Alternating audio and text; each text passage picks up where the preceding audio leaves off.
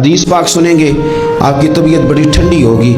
میرے نبی پاک صلی اللہ تعالیٰ علیہ وسلم نے ارشاد فرماتے ہیں کہ جو بندہ سوال سے بچنا چاہے گا، ارادہ کرے گا اللہ میں نے کسی سے نہیں مانگنا، فرمایا جو سوال سے بچنا چاہے گا رب اسے سوال سے بچا لے گا۔ اور جو لوگوں سے بے نیاز ہونا چاہے گا، کہے گا یا اللہ مجھے دنیا داروں کا محتاج نہ بناؤ، اپنی بارگاہ سے عطا فرما۔ جو لوگوں سے بے نیاز ہونا چاہے گا اللہ لوگوں سے بے نیاز کر دے گا۔ اور فرمایا جو صبر کا ارادہ کرے گا اللہ اسے صبر کی توفیق بھی عطا فرما دے گا۔ ارادہ تو کرے، پروگرام تو بنائے، توفیق تو اللہ دے گا۔ جو صبر کا ارادہ کرے گا اللہ صبر کی توفیق بھی عطا کر دے گا۔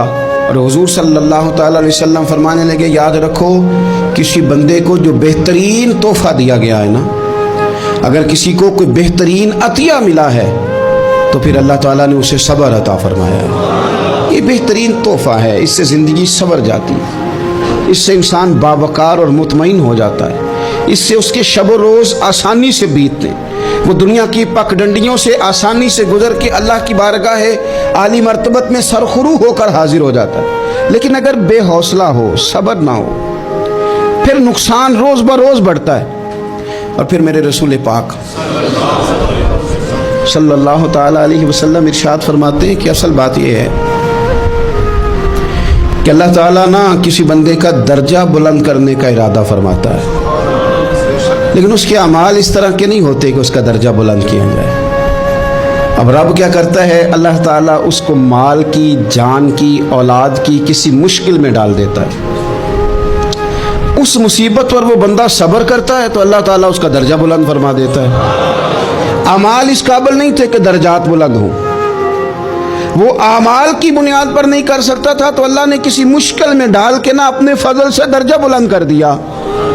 اب جو راہ طریقت کا مسافر تھا، جو سلوک کی منازل طے کر رہا تھا، جو اللہ رسول کے قریب جانے چاہ رہا تھا، اس کے لیے کتنی آسانی ہو گئی کہ مجاہدہ تو زیادہ نہ کر سکا، کثرت سے نفلی صوم و صلات کا بندوبست تو نہ کر سکا، تھوڑا سا صبر کیا، رب نے اپنا اور اپنے محبوب کا قرب عطا فرما دیا۔ تو یہ تو آپ صبر کرنے کے لیے جب نکلے ہیں تو آپ نے تو رب رسول کو پا لیا ہے۔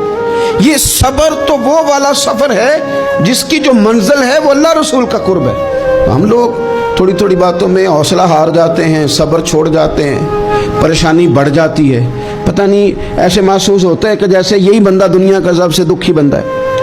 تو ایک تو یہ کہ ذاتی حیثیت سے صبر کرے، ایک یہ کہ پھر دشمن کا جب مقابلہ ہو، آمن نصبرو و صابرو، آپ کا جب مقابلہ سامنے کسی کے ساتھ ہو تو پھر تیر، تلواریں، اسلحہ، بندوقیں یہ نہیں زیادہ لڑتی، میدانوں میں حوصلے لڑتے ہیں، میدانوں میں صبر لڑتا ہے، میدانوں کے اندر توانائیاں لڑتی ہیں۔ میدان کربلا کے اندر کوئی مقابلہ نہیں تھا تیر کا تیر کے ساتھ، تلوار کا تلوار کے ساتھ کوئی مقابلہ نہیں تھا۔ میدان کربلا کے اندر ظلم کا صبر سے مقابلہ تھا۔